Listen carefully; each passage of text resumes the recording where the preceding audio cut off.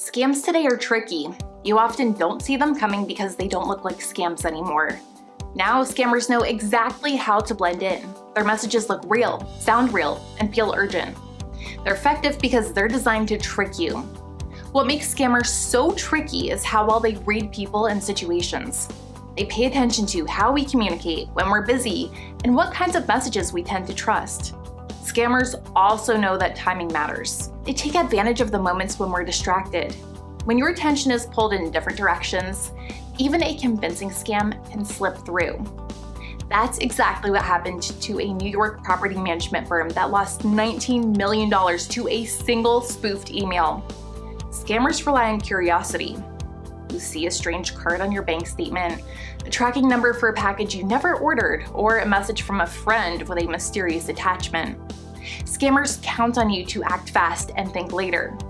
Some scams even pull on the heartstrings. Romance scams, charity fraud, and fake family emergencies are built to manipulate your compassion. Earlier this year, a woman in Scotland handed over thousands of dollars to a cyber criminal posing as her favorite celebrity. He used AI-generated photos and voicemail messages to trick her into believing they were in a real relationship. Scammers do their research. They often gather personal details from the web and use this information to sound legitimate.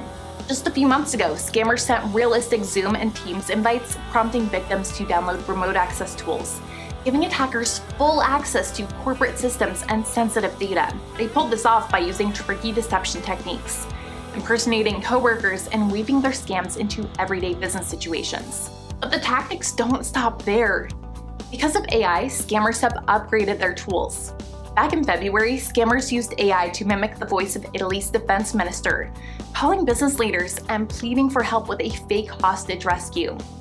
One target fell for the scam and paid the cyber criminal 1 million euros. This year, scammers have been more deceptive than ever.